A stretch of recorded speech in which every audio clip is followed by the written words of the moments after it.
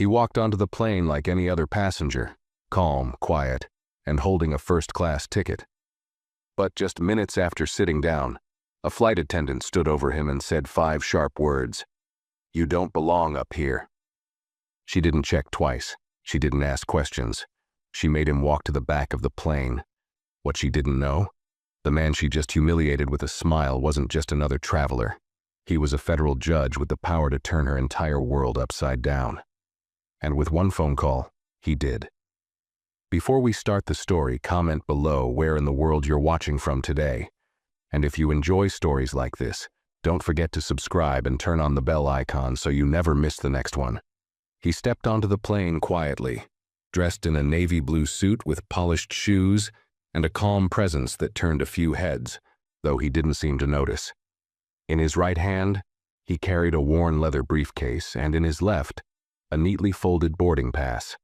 His name was Jerome Collins, a senior federal judge known in the legal world for his sharp mind and silent strength. As he reached seat 1A in the first-class cabin, he nodded politely at a flight attendant by the door and sat down with quiet ease. Jerome placed his briefcase under the seat, adjusted his seatbelt, and pulled out a slim book of poetry from his coat pocket. He didn't glance at his phone. He didn't greet anyone around him. He simply sat, composed, turning the pages with a slow rhythm, like a man used to patience and silence. Not far down the aisle, Rachel Benton, the lead flight attendant on the flight, was moving through the cabin with her usual routine sharpness. She was tall, her posture perfect, her expression professional with a touch of pride. Her uniform was without a wrinkle, and her eyes scanned the seats as if she were inspecting soldiers. As she moved into first class, her gaze swept past the usual business travelers until it stopped. Her steps slowed. Her eyes landed on Jerome, and her polite expression faltered for just a moment. She hesitated. Then she straightened her shoulders and approached his seat. "Excuse me, sir," Rachel said, loud enough that several nearby passengers turned to look. "Can I see your boarding pass again, please?" Jerome looked up, surprised but not bothered. His voice was calm. "Certainly." He handed it to her without hesitation. Rachel held the pass and stared at it, blinking slowly. "This says seat 1A, she said, emphasizing each word as if explaining something complicated. "This is a first-class seat." "Yes, it is," Jerome answered evenly. She glanced at the name again, then at his face, then back to the pass. "Are you sure this isn't a mistake? Maybe your company booked the wrong class." Jerome shook his head once. "No mistake." Rachel's voice stiffened. "Sir, I'm going to have to ask you to move to economy. We can sort this out later, but right now, I need this seat cleared." The cabin went quiet. A few heads turned fully toward them. One woman lowered her magazine to watch. Jerome closed his book slowly, slid the boarding pass back into his coat pocket and stood up. He didn't speak. He didn't argue. He simply picked up his briefcase and walked toward the back, eyes forward, jaw tight. Rachel stepped aside, arms crossed lightly. As he passed, she exhaled through her nose, as if settling a disturbance. Jerome made his way to the last rows of the plane and found an open seat near the rear. He placed his bag under the seat and sat, still composed. He took out his phone, unlocked it, and typed a brief message. "Removed from first class. Boarding pass denied. No explanation. Waiting." He hit send. The screen went black. His face was still. He looked down at his hands for a moment, then out the small window beside him. What Rachel hadn't realized was that the man she had just humiliated wasn't just another passenger. He was someone whose single phone call could bring everything she knew crashing down, and that call had just been made. Back in first class, Rachel Benton moved through the cabin with renewed confidence, offering drinks and greeting other passengers with bright smiles. The small incident with Jerome had already faded from her mind. In her view, she had just corrected an error, nothing more. She prided herself on keeping the cabin orderly and professional. She didn't notice the glances from a few passengers who had seen what happened. Some whispered quietly. Others looked away, unsure of what they had just witnessed but uncomfortable all the same. In the rear of the plane, Jerome Collins sat quietly, his long legs slightly cramped in the narrow economy seat.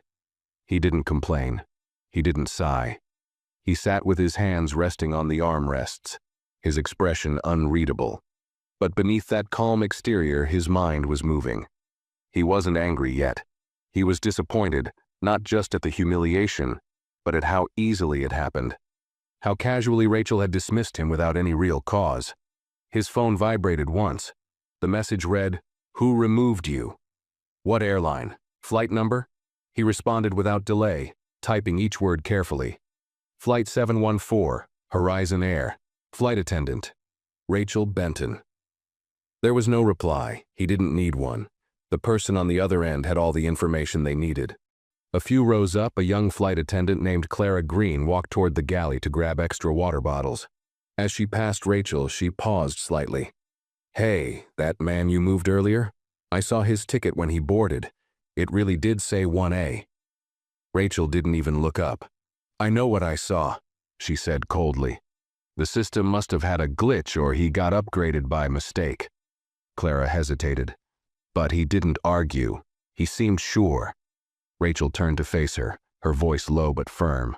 "Look, Clara, I've been doing this for 15 years. I can tell when someone's out of place. Trust me, if he belonged up here, he would have said something. Let's not make this a thing, okay?" Clara nodded slowly and walked away, her expression troubled. Rachel returned to her tray service, smiling and chatting with other first-class passengers. She had no idea that just a few feet below her, in a quiet operations room on the ground, alarm bells had started ringing.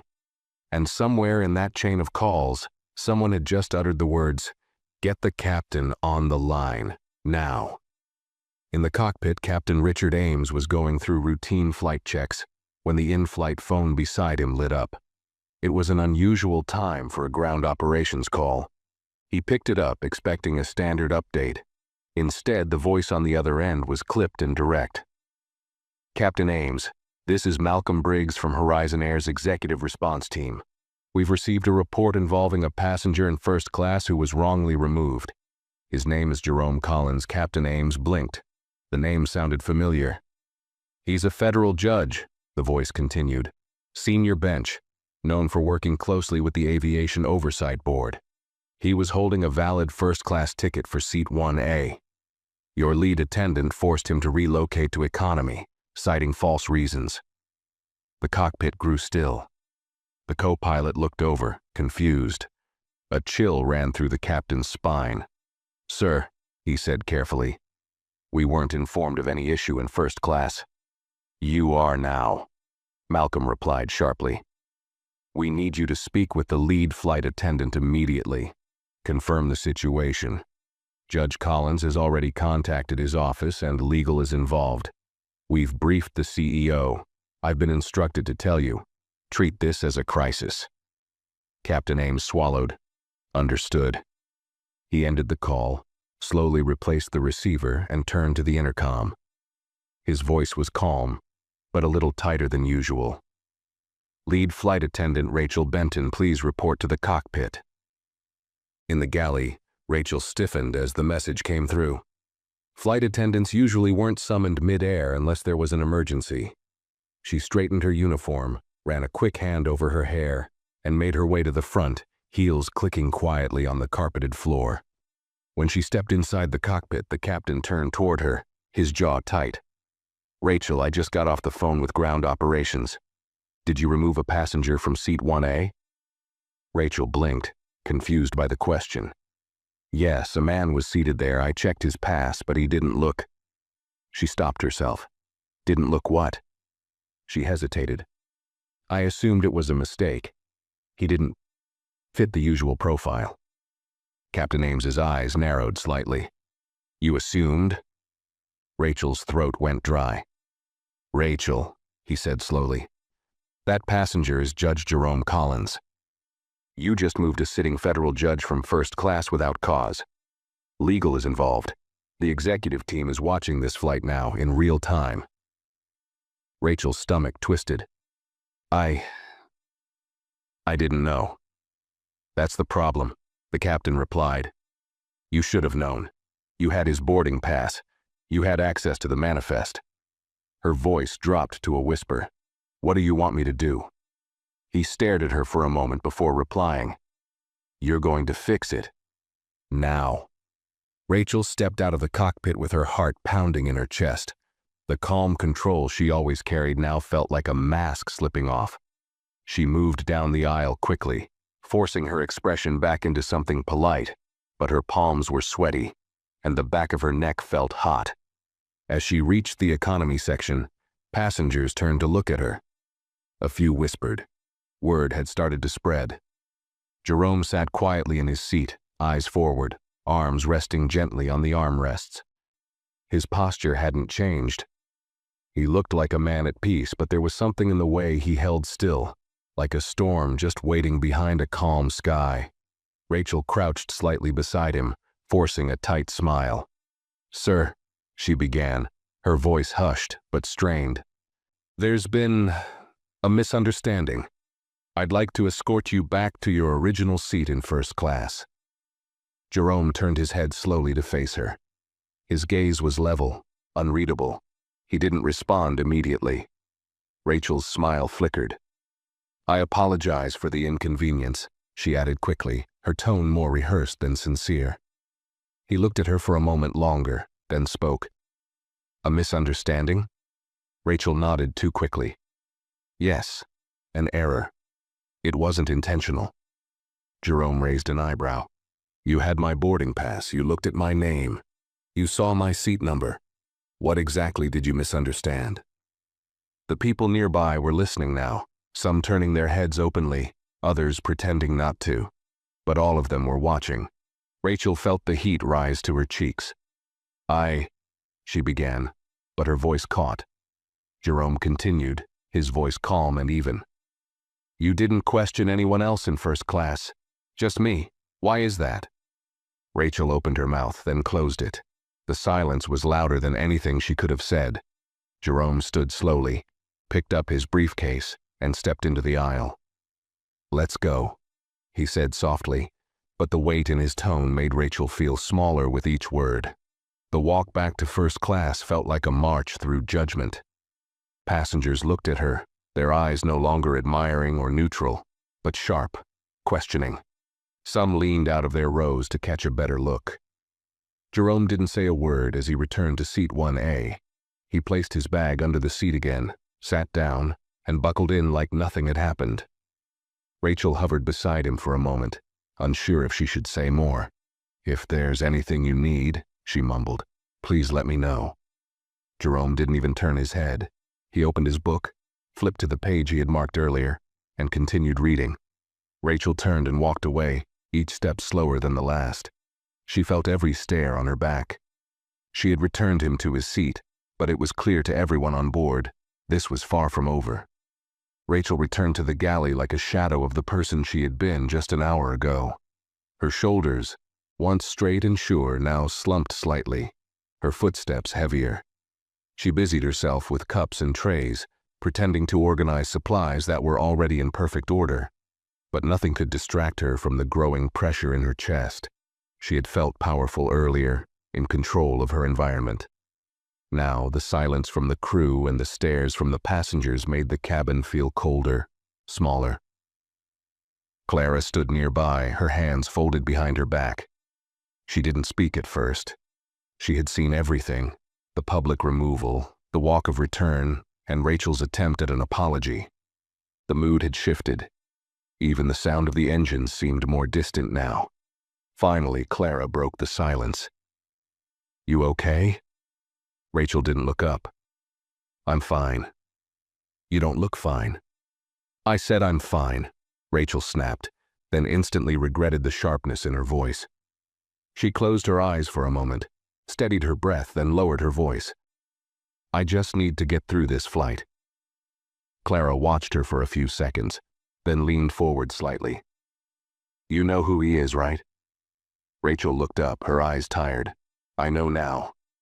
He didn't say a word, didn't raise his voice, didn't insult you. Clara's voice was quiet, but steady. That silence, that's what scared me. Rachel didn't answer. She poured herself a cup of water and took a slow sip, her hands still trembling. She had dealt with angry passengers, aggressive ones, even abusive ones. But Jerome hadn't shown anger. He had shown restraint, dignity, and somehow, that made her feel even smaller. At the front of the plane, Jerome sat quietly in seat 1A, his book resting on his lap now, untouched. He wasn't reading anymore. He was thinking about what had happened and about how quickly a moment of prejudice could unravel someone's entire sense of justice. He had worked his entire life to build his name, but all it took was one glance from a flight attendant who decided he didn't look like he belonged. His phone buzzed again. A short message on the screen. Internal review initiated. CEO looped in. Action pending upon landing. He didn't smile. He didn't frown. He simply read the message and locked the screen again. His hands folded together in his lap. This wasn't revenge. This wasn't about payback. It was about principle. Passengers near him shifted in their seats. Some avoided his gaze. A few glanced at him with a kind of quiet recognition. They knew now. He was no ordinary passenger, and they had all witnessed what had happened, and done nothing. Rachel remained in the galley, staring blankly at the metal wall in front of her. She didn't know that Jerome's call had already reached the top. She didn't know that Horizon Air's legal and PR teams were already preparing statements. She didn't know that, somewhere in a corporate office downtown, her employee file had just been pulled. All she knew was that her authority, her sense of control, was gone. And the most terrifying part? It wasn't just one mistake. It was the reason behind it. Time passed slowly in the cabin. The usual buzz of in-flight service had turned into something quieter, tenser. Conversations were shorter, movements more cautious. Even the passengers who hadn't witnessed the incident could feel that something wasn't right. It was the kind of atmosphere where people exchanged glances but said nothing out loud. Everyone knew something had happened, but no one wanted to be the first to speak. In first class, Jerome sat like a statue. His posture was calm, but his presence had grown heavier. The same passengers who had once ignored him now watched him from the corners of their eyes. Some wore guilt, others wore curiosity, but none of them looked him in the eye for long. A middle-aged man across the aisle, wearing a gray blazer and noise-canceling headphones, slowly took the headphones off and leaned toward Jerome, clearing his throat. I saw what happened earlier," he said quietly. "That was unfortunate." Jerome turned slightly to face him. "Unfortunate?" he asked, not unkindly, but not letting the word pass unnoticed. The man shifted. "Yes, I mean, clearly a mistake." Jerome raised an eyebrow. "A mistake?" he repeated. The man hesitated. Or perhaps a misunderstanding. Jerome didn't respond.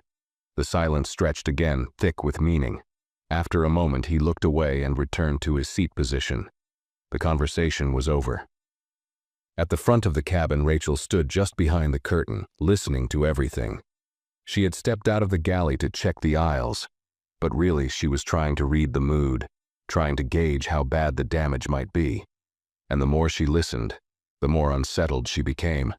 She pulled out her phone discreetly and opened the internal crew chat app. Nothing had been said yet. No messages, no warnings, no news. But the silence didn't calm her. It terrified her. She thought back to Jerome's face when she told him to move. Not angry, not loud, just still, unshaken. It wasn't the kind of calm that came from giving up. It was the kind that came from knowing exactly who you are and exactly what you can do without saying a single word. In the galley, Clara stood again, arms crossed, leaning gently against a cabinet. "You think they're going to talk to you when we land?" she asked. Rachel looked up. "What do you mean?" "I mean management, HR, whoever handles these kinds of things." Rachel sighed, rubbing her temple. "I told the captain I made a mistake." Clara tilted her head. "Is that really what it was?" Rachel didn't answer. She knew what she had done. She knew why she had done it. And the worst part was she couldn't even tell herself it was accidental. She hadn't asked to see anyone else's boarding pass in first class, just his, and not because of what he did, but because of how he looked. Meanwhile, back in seat 1A, Jerome's phone buzzed once again. This time, the message was short. CEO is briefed. Direct action will be taken upon landing. Be prepared for formal apology and crew review. He exhaled through his nose. Calm as ever, he didn't want a show, he didn't need drama. He needed accountability. He glanced toward the curtain where Rachel had disappeared moments earlier. The curtain didn't move, but he could sense it. Her discomfort, her fear, her awareness that something had shifted in a way that couldn't be undone. Behind her composed appearance, Rachel felt it too. She had crossed a line, and the consequences were already waiting for her at the gate. The hum of the engines remained steady, but the energy inside the cabin had shifted completely. It wasn't just the silence from the crew or the whispered exchanges between passengers. It was something deeper, a weight in the air, a quiet tension that made people sit a little straighter, speak a little softer, and watch more closely. Captain Richard Ames sat in the cockpit reviewing flight data, but his attention kept drifting. He had flown for over 20 years. He'd seen unruly passengers, disruptive behavior, emergencies, and even a few scandalous incidents that made the news. But this was different. It wasn't just about a passenger being moved. It was about who that passenger was, and how easily someone with power had been treated as if they had none. The in-flight phone rang again. He picked it up immediately. "Captain Ames," came the voice from the operations center. "The CEO has authorized a formal crew review on landing. A private vehicle will meet Judge Collins at the gate. Security will escort the lead flight attendant for questioning. You're to be fully transparent. No internal delay. We're moving quickly on this." Captain Ames gave a slow nod. "Understood. I'll make sure the crew is prepared." As he hung up, he rubbed the side of his jaw. He had a sinking feeling that this would be the kind of flight people remembered long after it landed. Meanwhile, Rachel stood in the galley, staring blankly at the drawer of snack trays. She hadn't touched anything in over 10 minutes. She heard Clara moving behind her, felt her presence like a shadow that wouldn't go away. "They just called the cockpit again," Clara said, breaking the silence. "Did he tell you?" Rachel didn't turn around. "No." "Well, something's happening. You can feel it." Rachel slowly turned to face her. "I know," she said quietly. Clara hesitated, then added, "You should probably start thinking about what you're going to say when we land. This isn't going to disappear." Rachel clenched her jaw. "It was one mistake." Clara raised an eyebrow. "Was it, though?" Rachel didn't answer. She couldn't. Deep down, she knew it wasn't a single mistake. It was years of silent habits, unchecked assumptions, things she had told herself were harmless. She had always trusted her instincts, but today, those instincts had led her straight into disaster. And now, she was trapped in the aftermath. In seat 1A, Jerome glanced at his phone again. Another message had arrived, this one from a familiar name. Someone from the Board of Judicial Conduct. It was a short note of support, acknowledging the incident, and informing him that a formal communication had already been sent to the airline's board of directors. He hadn't asked them to do that, but that was the thing about quiet respect. It moved on its own. Across the aisle, more passengers were beginning to realize something was wrong. A woman leaned toward the man beside her and whispered, "I think that's the guy from earlier, the one they moved to the back. He's back in first class now?" "Yes. And something's going on. The flight attendants are acting strange." Whispers like that didn't stay whispers for long. Word began to ripple through the cabin. Back in the galley, Rachel gripped the edge of the counter, her knuckles pale. She had spent years building her reputation. She was known for being sharp, efficient, no nonsense. She didn't tolerate disorder. She ran a tight ship.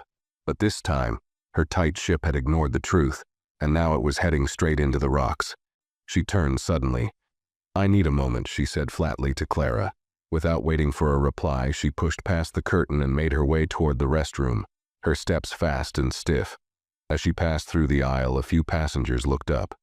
She kept her eyes low, For the first time in her career, she didn't want to be seen. She locked the restroom door behind her and leaned over the sink, staring at her own reflection. The fluorescent lighting made her look older. Her eyes were red at the edges.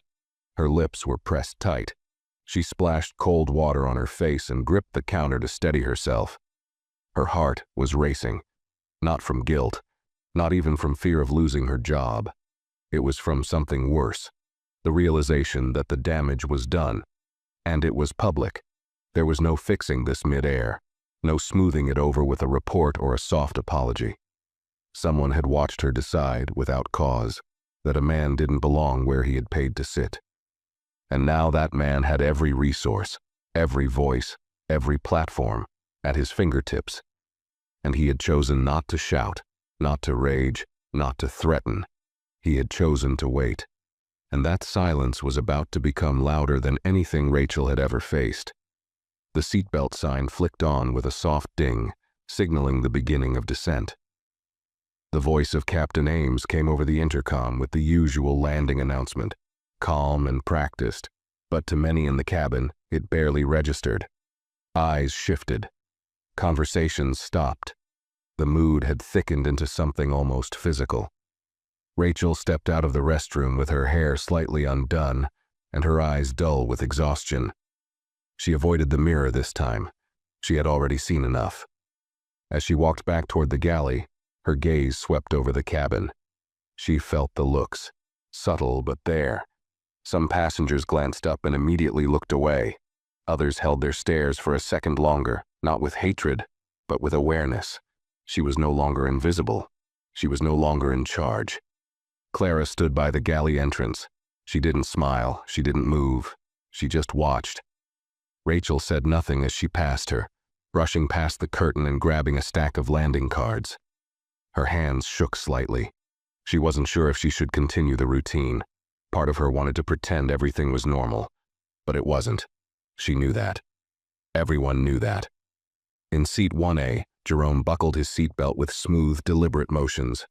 He folded the poem book he'd kept in his lap and slipped it into the side pocket of his briefcase. He sat back, his posture calm as ever. His phone vibrated one last time. The message was short. Security is at the gate. You'll be escorted first. Media inquiry already sent to the airline. He placed the phone face down on the tray table. He didn't want to see any more updates. Not yet. Not until the wheels touched ground. The cabin tilted slightly as the aircraft began its approach. The lights dimmed, casting long shadows across the faces of the passengers. Some were staring straight ahead, pretending not to be curious. Others stole glances toward Jerome. He hadn't said a word since returning to first class, but that silence had said enough. Across the aisle, the man in the gray blazer leaned slightly to his left, as if trying to catch Jerome's attention again. But he stopped himself.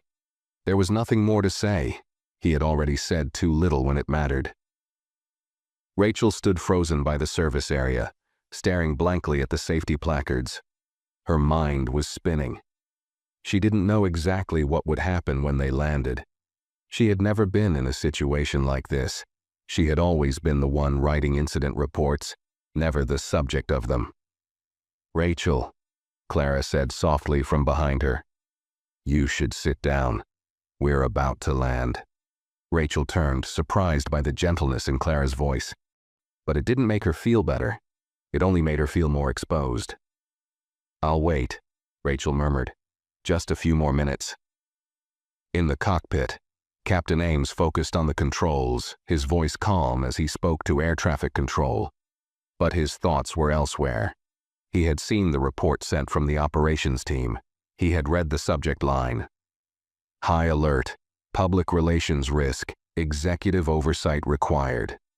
He knew what that meant. A statement would be issued within hours. Journalists might already be on the scent. And the name Jerome Collins would be trending by morning.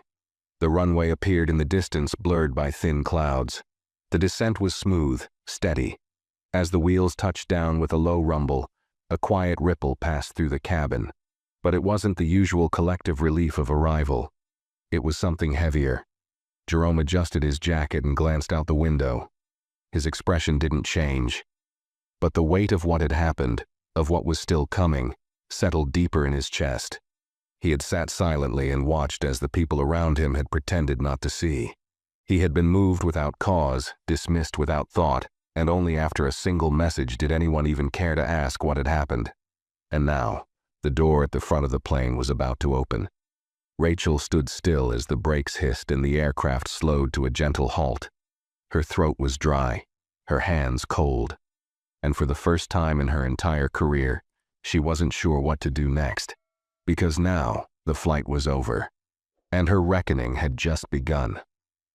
The aircraft rolled to a slow stop at the gate, the sound of hydraulics hissing as the engines wound down. A final soft ding rang out overhead, signaling the end of the flight. But no one unbuckled. No one stood. It was as if every passenger instinctively knew that this wasn't just another routine landing.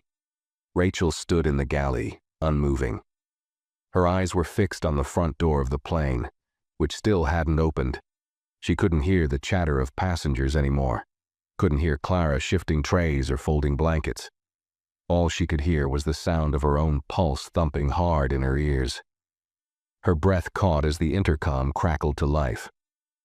"Ladies and gentlemen," Captain Ames said, his voice calm but firmer than usual, "please remain seated.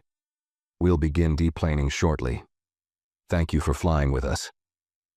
The moment of silence that followed was heavy. Rachel glanced toward the cockpit, expecting some signal, but none came. Then, the door opened with a click and a slow, pressurized hiss. Bright white light from the jet bridge spilled into the entryway. The first figure to step on board was a man in a black suit. No airline logo, no name tag, just sharp eyes and a serious face. He was followed by a second man wearing a security badge clipped to his belt and an earpiece curled around his neck. Behind them, a third person waited, holding a tablet and wearing a lanyard with a large silver badge that read, "Internal Affairs, Horizon Air." Rachel's stomach turned.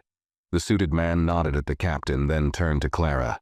"We're here for two things," he said quietly but clearly. "We'll escort Mr. Collins first, then we'll speak to your lead." Clara's face froze. She gave a slow nod and stepped back. The security officer walked calmly down the aisle toward seat 1A. The passengers watched openly now, no longer trying to pretend they weren't involved. Some leaned into the aisle, others whispered under their breath. Every eye followed him. Jerome Collins remained seated. He had already collected his things, briefcase closed, jacket buttoned. He didn't need to be told. He saw the officer approach and simply stood. The security officer nodded respectfully. "Sir, we're ready when you are." Jerome glanced once around the cabin at the passengers who had looked away earlier, the ones who had whispered, the ones who had done nothing. Then he gave a slow nod and walked down the aisle, briefcase in hand, back straight, expression calm. No one spoke as he passed. A few bowed their heads slightly. One woman whispered, "He handled that with class." As he reached the door, Rachel instinctively took a step forward, her lips parting as if to say something. But Jerome didn't even glance at her. He stepped off the plane without a word, his silence as powerful as any speech. The suited man turned to Clara again. "And now we'd like to speak with Ms. Rachel Benton." Rachel felt her entire body tense. Her feet didn't want to move. Clara didn't say anything. She simply looked at Rachel and then stepped aside. The Internal Affairs officer raised his tablet. "Ms. Benton, please bring your identification and crew pass. You'll be escorted to the operations room. We'll be conducting a preliminary review before full debriefing." Rachel nodded stiffly, every step feeling like it was made of stone as she moved toward them. As she passed through the curtain into the main cabin, the air felt different. The power she once carried, the presence that had commanded attention, was gone. Passengers watched her now, not with curiosity, but with quiet judgment. When she passed seat 1A, now empty, she paused briefly, her eyes drawn to the headrest. It still held the imprint of the man she had tried to push away. She looked away and kept walking. At the gate, Jerome was met by two senior executives from Horizon Air. One extended a hand. Mr. Collins, I want to express our deepest apologies on behalf of the entire company. Jerome looked at the man's hand for a moment before shaking it. His grip was firm, steady. There will be a full investigation. The executive continued. Immediate steps are being taken. This will not be ignored. Jerome didn't reply right away. Then, finally, he said, This isn't about me. The executive nodded quickly. We understand. Jerome turned slightly toward the window. Outside, the plane still sat at the gate, its nose pointed toward the terminal, unaware of the storm now brewing around it. Back on the aircraft, as Rachel stepped off into the terminal under escort, flashbulbs from waiting media flickered, followed by a flurry of voices. Is it true you removed a federal judge from his seat? Do you have anything to say about the discrimination claims? Were you aware of who he was? She flinched at the questions but said nothing, walking faster toward the corridor. Her name would be on every article by morning. She already knew it. And what she feared most wasn't just losing her job. It was that the whole world would now see what she had tried to hide behind policy, behind authority, behind the uniform. That, in one quick judgment, she had shown exactly who she was. The terminal buzzed with the usual airport noise, wheels rolling across polished floors, flight announcements echoing from overhead speakers, children tugging at parents, and travelers rushing to gates. But just outside Gate 6B, something far from ordinary was unfolding. A group of onlookers had gathered near the windows, murmuring quietly, their attention fixed on the jet bridge. Phones were raised. Security personnel stood at intervals, positioned with silent authority. The usual flow of passengers had slowed to a curious trickle.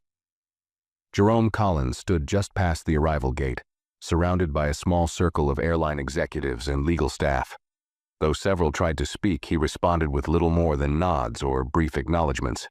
He wasn't interested in apologies delivered under pressure. He had seen enough of them, heard enough of them. What mattered now wasn't who said sorry. It was what the airline would do next when no one was watching. One of the executives, a tall woman with a crisp blazer and a trembling clipboard in hand, spoke up. Judge Collins, we've already begun formal internal action. Ms. Benton is being questioned by Internal Affairs. We will notify your office as soon as the review is complete. Jerome gave a slight nod, his eyes drifting to the side. Through the glass, he could see the aircraft still docked, passengers beginning to disembark, moving quietly past the door.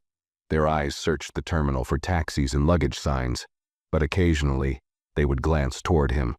Some offered a faint nod of respect, others looked away. Behind him, a press officer leaned in and whispered, Sir, we'd like to release a public statement. With your permission, we can include a quote from you. Jerome didn't look at him. Not yet. The officer hesitated, then stepped back. Meanwhile, inside a quiet conference room in the back corridors of the airport, Rachel Benton sat alone at a long table. Her hands clasped tightly together, her crew badge placed neatly in front of her like a confession. The room was sterile. White walls, cold lighting, no windows. A screen on the wall displayed the airline's logo, soft and corporate. The ticking of the wall clock seemed to echo louder than it should have. She had been sitting for 17 minutes without anyone speaking to her. Her palms were sweating, and she had wiped them twice on her skirt. Across from her sat two airline investigators, one from Human Resources, the other from Legal Compliance. The man from Legal, a stern figure named Glenn Pierce, finally lifted a tablet and pressed a button. A recording light flickered on. Ms. Benton, this is a formal inquiry into the events that took place aboard Flight 714 regarding your removal of a first-class passenger, Mr. Jerome Collins. Do you acknowledge this incident occurred? Rachel swallowed, her voice scratchy. Yes. Did you verify Mr. Collins's boarding pass before asking him to leave his seat? I did. I looked at it. And? She hesitated. I didn't think it was real. It didn't match my expectations. Glenn didn't blink. What expectations? Rachel faltered, her throat tightened. He just didn't seem like a first-class passenger. You mean by how he looked? Silence. Glenn leaned forward. Let's be very clear, Ms. Benton. You removed a federal judge from his assigned first-class seat despite having a valid ticket in your hand. You did so without following protocol. No check with the gate agent, no manifest verification, no crew escalation. And you did so in a manner that was public, humiliating, and witnessed by over 30 passengers in your cabin. I didn't know who he was, she said quickly. That's not the issue, Glenn replied coldly. The issue is that you assumed who he wasn't. Rachel's eyes filled with moisture, but she blinked rapidly, refusing to cry in front of them. She wanted to argue. She wanted to say it had all happened too fast, that she'd made a snap call, that she thought she was doing her job, but the words dried up in her mouth. She had nothing to defend herself with. The HR officer, a woman with quiet eyes and a notebook filled with scribbles, looked up. Ms. Benton, this isn't just a policy violation. This is a matter of public trust and now of public reputation. The judge hasn't filed a lawsuit yet, but a formal discrimination complaint has already reached our board. This incident is being reviewed for termination. Rachel closed her eyes. 10 years. 10 years of perfect flights, punctual reports, leadership reviews, and crew management. All of it reduced to a few silent lines on an investigation form. All of it undone by one choice she couldn't take back. Will I be allowed to speak to him? She asked suddenly. Glenn shook his head. That's not up to us. In the terminal lounge, Jerome sat in a quieter waiting area with a glass of water and his phone beside him. He had declined media interviews for the moment. The PR team was drafting prepared language. A personal assistant from the airline offered him a ride home, or to the hotel of his choice. He refused both. He didn't want special treatment. He wanted reflection. From those who had watched and said nothing. From the crew who had stayed silent. And especially from the woman who had believed her uniform gave her the right to decide who belonged in first class. Jerome's phone buzzed again. This time a message from his assistant back at the courthouse. Public statement from Horizon Air expected in 2 hours. Internal affairs review underway. Media has picked it up. You've been requested for comment. He stared at the message for a long time, then typed back. Tell them this isn't about me. It's about what happens when people confuse their bias with authority. He hit send and placed the phone face down again.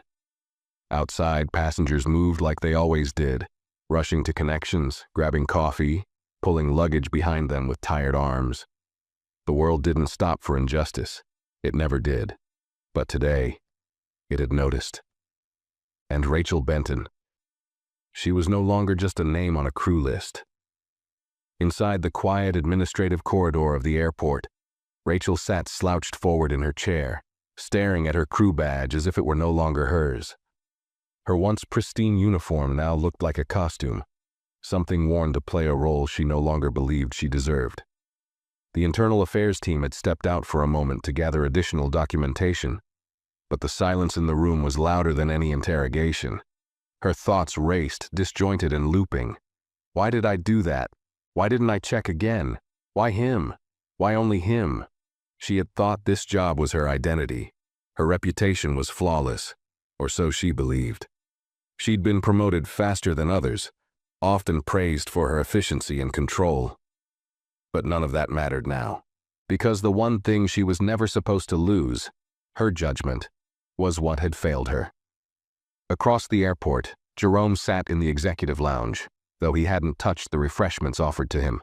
His briefcase rested by his feet, and his phone screen remained dark on the table. He was alone by choice. His assistant had offered to stay, but he had asked for privacy, for stillness, for space to breathe. He wasn't angry. Anger was reactive, temporary, and it rarely solved anything. What he felt now was a quieter weight, something heavier than fury. He had experienced moments of bias before, plenty of them. But this one had cut deeper, not because he was removed from a seat, not because of the stares or whispers, but because Rachel had looked at him and made a decision, not based on evidence, not based on rules, but based on what she thought she saw. He hadn't been treated like a man with a first-class ticket. He'd been treated like someone who didn't belong, And that, more than anything, was what made this moment matter. His phone vibrated gently on the table. He glanced down. Incoming call. Chief Justice Whitaker. He answered. Jerome, came the voice on the line, steady and direct. I've been briefed. It's already making the rounds. I figured it would. I've received calls from 3 networks already, asking for a statement. I've told them we won't speak until we see Horizon's official response. Jerome exhaled through his nose. Fair enough. There was a pause, then the Chief Justice added, You handled this with restraint. Most people would have made a scene. Jerome smiled slightly. And what would that have changed? It would have given them something to dismiss you for, came the reply. Instead, you gave them silence, and they filled it with fear. Jerome nodded, though the chief couldn't see him. Let me know if anything changes. We will, and Jerome? Yes? This may start with one airline, but it's bigger than that. This is about dignity, the kind people forget until someone makes them remember. The call ended. Jerome sat for a moment longer, then slowly stood, gathering his briefcase. He didn't wait for anyone to tell him what came next. He had been in enough rooms to know when a story had reached its turning point. Back in the internal review room, Rachel's eyes jumped as the door opened, and Glenn Pierce stepped back in. He held a printed folder in one hand and a sealed envelope in the other. Ms. Benton, he said, taking his seat across from her.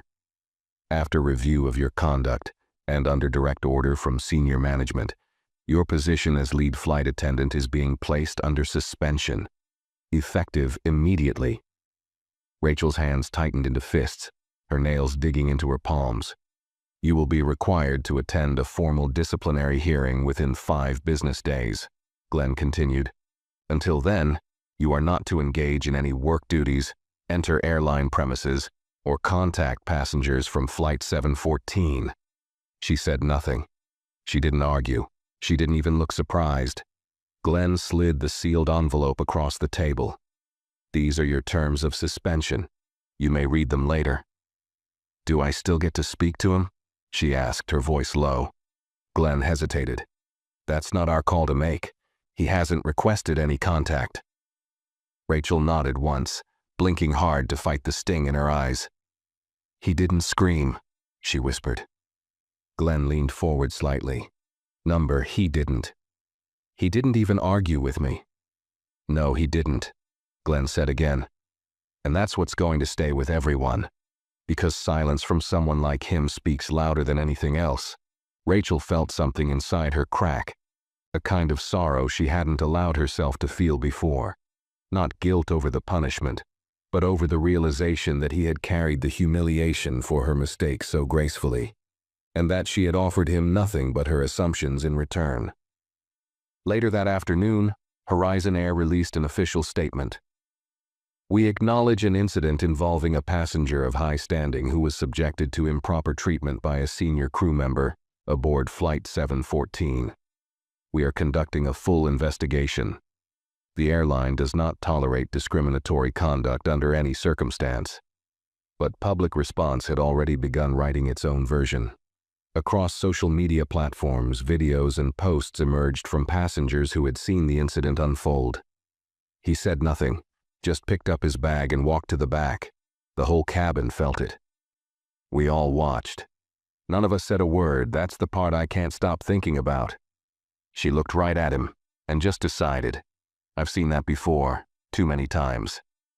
And while the airline tried to manage the storm, one name continued to circulate quietly but powerfully. Jerome Collins. Not because he had made noise, but because he hadn't needed to. His silence had done what outrage couldn't.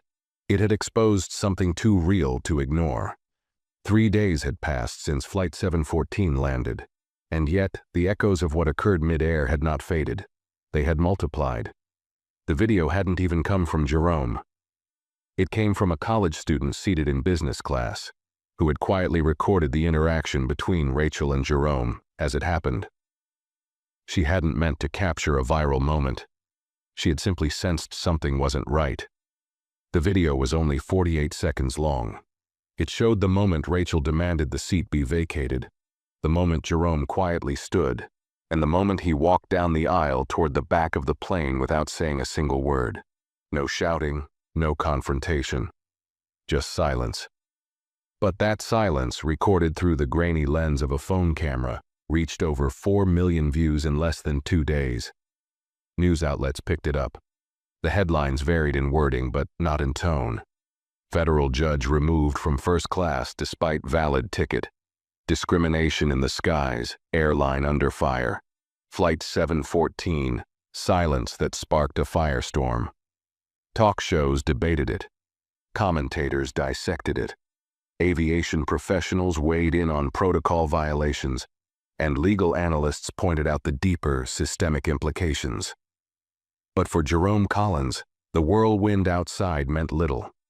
He had not appeared in interviews. He had issued no public statements. He had attended 2 closed-door meetings, one with Horizon's legal team and one with their board of ethics.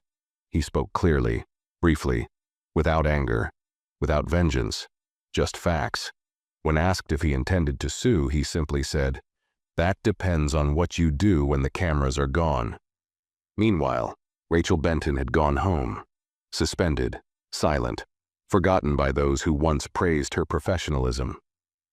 She lived alone in a small apartment 2 blocks from the airport, decorated with framed certificates, years of recognition, letters from co-workers thanking her for mentorship. But now those frames stared back at her like reminders of a person she wasn't sure she still was. She hadn't left the apartment since returning from the hearing. The airline had offered a counselor. She declined. They sent a packet of PR guidelines in case she chose to speak. She never opened it. What haunted her most wasn't the punishment. It was that she finally saw the moment from the outside, the way she had walked up to him, the tone she used, the way her posture shifted from professionalism to suspicion in a split second, without cause. She remembered the slight tightening of her mouth when he handed her his ticket, the voice she used, louder than it needed to be, public. And worse, she remembered feeling confident while doing it. She hadn't just made a bad call. She had revealed who she had allowed herself to become. And now, she couldn't hide from it. On the 4th evening, a plain envelope arrived at her door with no return address. Inside was a single printed email addressed to her, forwarded through the airline. It was from Jerome Collins. Subject: accountability. Ms. Benton, I don't write this to grant forgiveness. That's not what this is for. I write this because silence can either be a shield or a mirror. You saw my silence and thought it meant compliance. What it actually meant was restraint. I don't want a performance from you. I don't need a headline apology. But I do hope, for your own sake, not for mine, that you take this moment to ask yourself what you really saw when you looked at me, and why that was enough for you to act the way you did. That answer doesn't belong in a report. It belongs between you and your conscience. J. Collins. Rachel read the message 3 times, each slower than the last. She folded it and placed it on her kitchen counter. She didn't cry. She didn't rip it up. She didn't text anyone about it. She just sat down. And for the first time since that flight, she stopped trying to explain herself, even to herself. Elsewhere, at a quiet courthouse 2 states away, Jerome returned to his chambers. The clerks greeted him with quiet nods. The court officers stood a little straighter as he passed. The respect had always been there, but now it felt different. In his office, a stack of letters awaited him, some from law schools, some from public interest groups, some from strangers, some handwritten, most with the same message: "Thank you for how you handled it." Jerome didn't respond to most, but he read every one. He knew this wasn't about becoming a symbol. He hadn't set out to teach anyone a lesson. He had just wanted to take his seat, quietly, like any other passenger. But when that choice was stolen, he chose not to fight for it with noise, but with calm certainty that the truth would do the talking for him. And it did. Not because he shouted, but because he didn't need to. And in a world used to loud injustice, it was the silence that echoed the longest. A week later, the airline industry moved on. New flights took off. Delayed departures annoyed travelers. Weather advisories lit up screens in departure lounges. To the average traveler, Flight 714 was a headline that had come and gone, just another social media flare-up in an endless feed of viral outrage. But inside Horizon Air's executive headquarters, the story was far from over. In a tall glass building overlooking the city skyline, the boardroom was full. Senior executives, legal counsel, public relations officers, HR directors, and operational heads sat around a polished oak table. At the far end sat Alan Drexler, CEO of Horizon Air, hands clasped, expression grave. In front of him sat a thick binder labeled Flight 714, Full Incident Review. The air in the room was tense. He tapped the table twice. Let's begin. The head of HR, a woman named Naomi Klein, opened with the internal report. Rachel Benton has received official suspension. Her conduct violated both crew protocol and anti-discrimination policies. Her decision to remove Judge Collins was made without authorization, proper verification, or justifiable concern. She has since admitted to relying on her instincts, which she now understands were shaped by bias. Is she terminated? Drexler asked flatly. She's submitted a letter of resignation this morning, Naomi replied. Effective immediately. Drexler gave a slow nod. And the public response. The head of PR, Monica Fielding, chimed in. We've released 2 statements, one formal apology and one follow-up with a list of corrective actions. We've received over 12,000 emails from customers, some demanding boycotts, others praising our accountability. The hashtag number Judge 714 is still trending, mostly in positive association with how Judge Collins handled the incident. She paused, flipping through her notes. We've also seen a 9% drop in ticket purchases for routes in the Northeast region. Our competitors are using it against us in ad campaigns. Drexler's jaw tightened. And the judge? He asked. Refused interviews, Monica replied. He gave one written statement to the New York Ledger yesterday. She read aloud. I did not ask to be the center of this story. My intention was never to punish, but to expose a quiet failure we all share. The failure to question our assumptions before acting on them. I hope this isn't just a lesson for one airline, but a standard for every gate, every cabin, and every uniformed employee who carries the power to include or exclude. The room was silent for several seconds. Drexler finally stood. I want every crew member in this company retrained, every single one, top to bottom, not just on protocol, on perception. I don't want a single employee making a decision based on how someone looks ever again. Heads nodded. Some scribbled notes. No one objected. He looked around the room. We got lucky. That man chose dignity over destruction. We won't get that lucky again. Meeting adjourned. That same afternoon, across the city, in a modest high school auditorium, Jerome Collins took the stage, not as a judge, not as a headline figure, but as a speaker for a youth leadership event.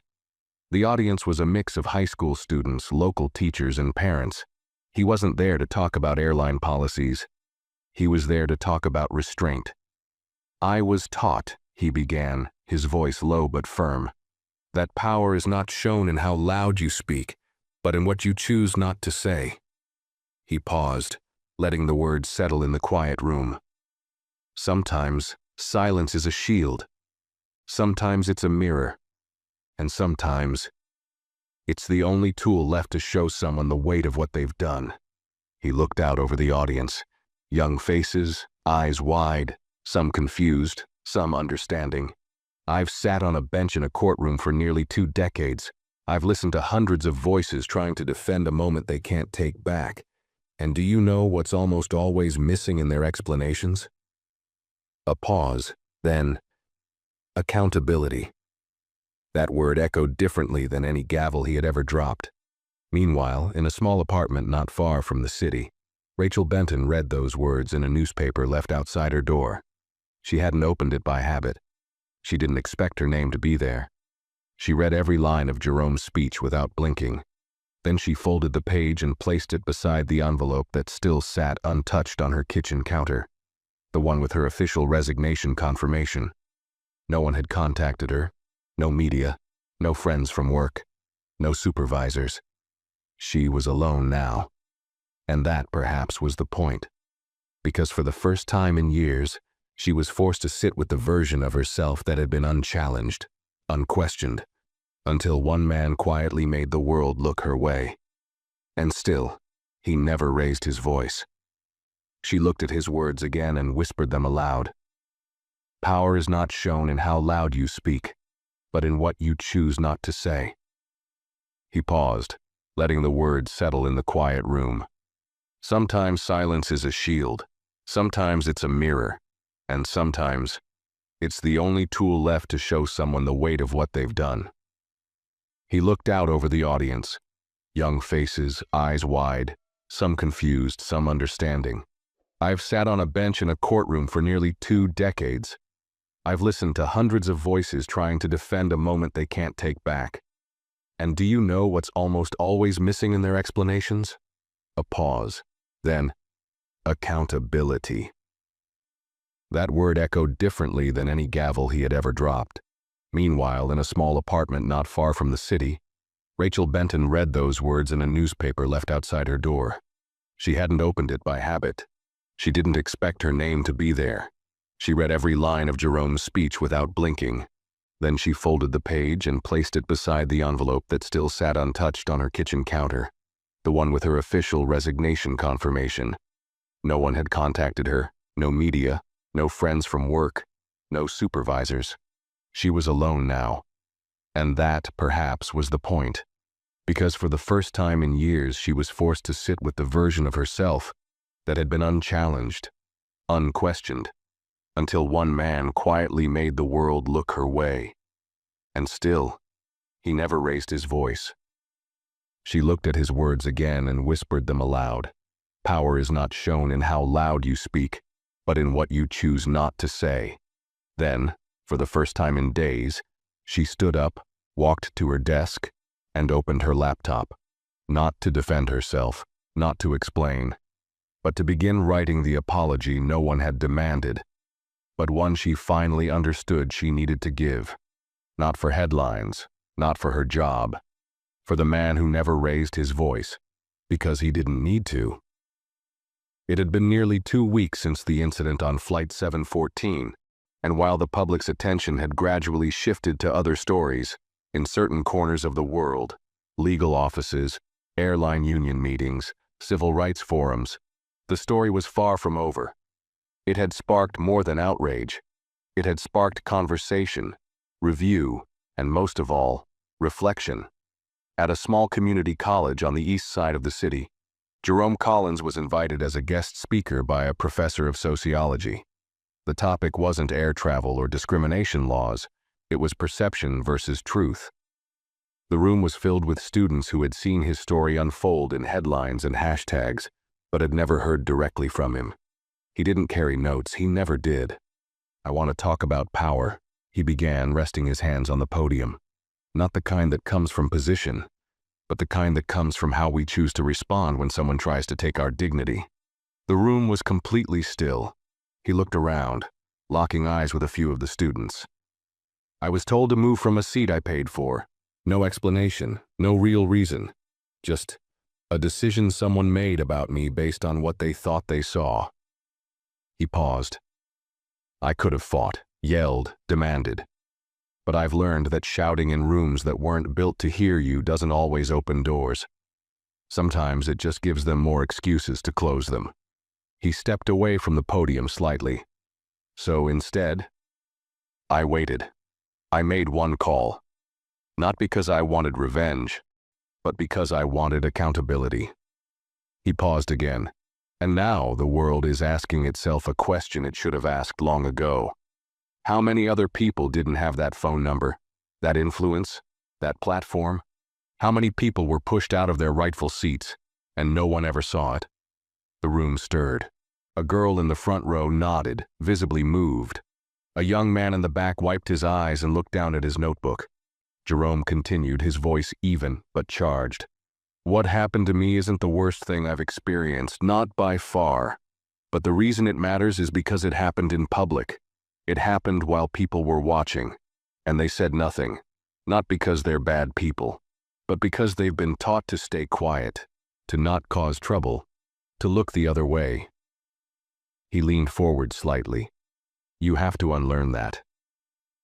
A quiet murmur of agreement rippled through the audience.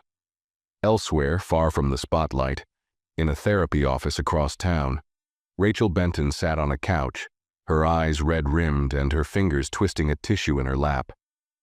The therapist, gentle, observant, had said little so far. Rachel had come voluntarily, unsure what she wanted to say. I used to think I was fair, Rachel said, her voice low. I thought I treated everyone equally. But that's not what fairness is. Fairness isn't just what you think you believe. It's what you do when you're not being watched. She looked down, her voice trembling. I looked at him, and I made a decision in seconds. Not because he did anything wrong, but because something in me was wired to doubt someone like him in a place like that. She swallowed hard. And then, I doubled down. I made him walk to the back of the plane, in front of everyone, and I felt justified while doing it. The therapist gave her time. Rachel continued. I didn't realize what I'd done until he looked at me. He didn't say anything. He didn't even look angry. Just disappointed. Like I was smaller than he thought I'd be. Her shoulders sagged. He didn't embarrass me. He didn't fight back, and that made it worse. Because he gave me every chance to stop. And I didn't. There was a long pause before she whispered, and now I can't undo it. The therapist finally spoke. You can't undo the past, but you can change how you carry it forward. Rachel looked up, tears welling. What if I don't deserve to move forward? The therapist said simply, then earn it. Later that evening, Rachel opened her laptop again. This time, not to draft an apology for corporate approval, not for PR damage control, but something honest, something real. She began typing. To Judge Collins, you don't owe me a response. You don't owe me anything at all, but I owe you the truth. I saw you take your seat and made a judgment I can never justify. It wasn't about rules. It wasn't about procedure. It was about my bias. I took one look and decided you didn't belong. I humiliated you. I did it with confidence, and I did it in front of others. And still, you didn't raise your voice. You didn't insult me. You didn't try to make me feel small. You simply made one call and let the truth do the rest. That silence exposed me more than shouting ever could. You asked me to ask myself why I did what I did. I've been asking. I'm still asking. I don't have a full answer yet, but I know this. I was wrong. And I'm going to spend the rest of my life making sure I don't just regret it, but change because of it. Rachel Benton. She hovered over the send button, heart pounding, unsure if she deserved the chance to be heard. But finally, with trembling hands, she clicked it.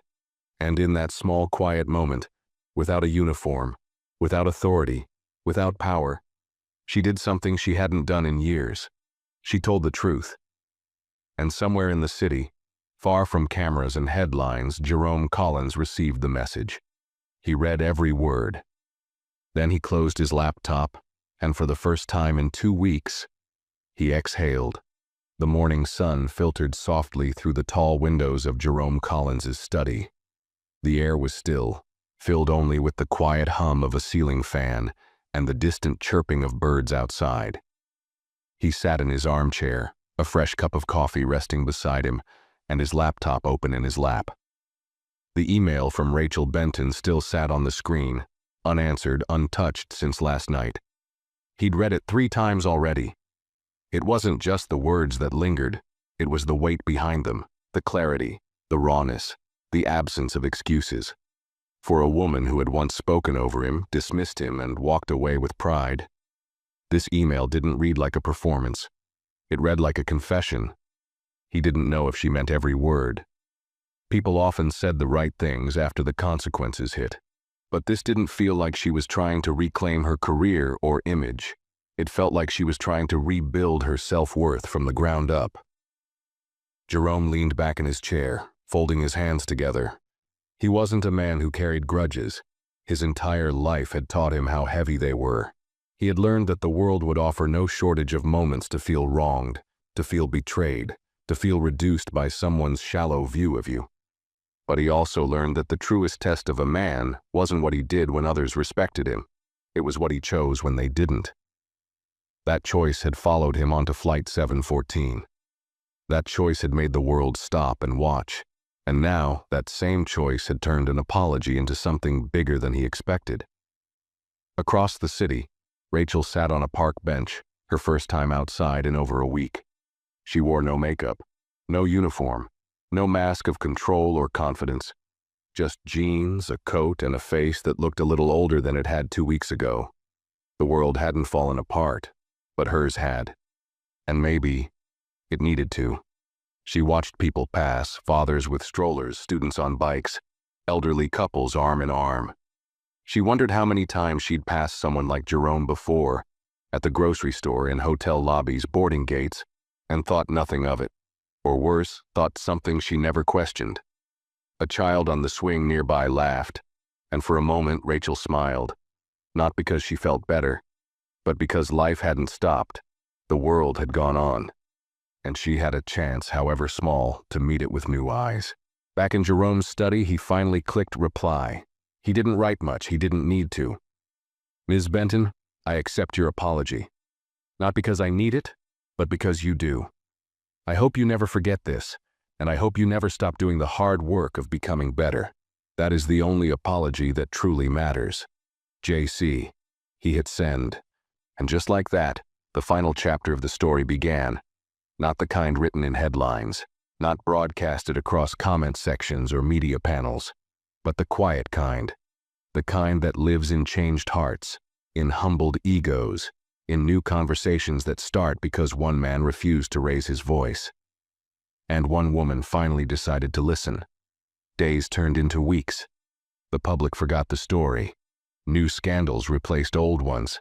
New faces filled the news cycle. But the effects lingered. Horizon Air began a nationwide training overhaul, not just in customer service, but in racial bias awareness, perception training, and power conduct. They opened a reporting channel for passengers to document any discriminatory treatment, directly accessible by their ethics committee. Other airlines followed, not because they were pressured, but because someone had set the standard. Airports invited legal consultants to revise how passengers were treated in first class, security checkpoints, and gate management. Schools began using Jerome's story in social science classes. Universities invited him to speak, not as a judge, but as a case study in dignity, silence, and systemic bias. And Rachel? She didn't go back to flying.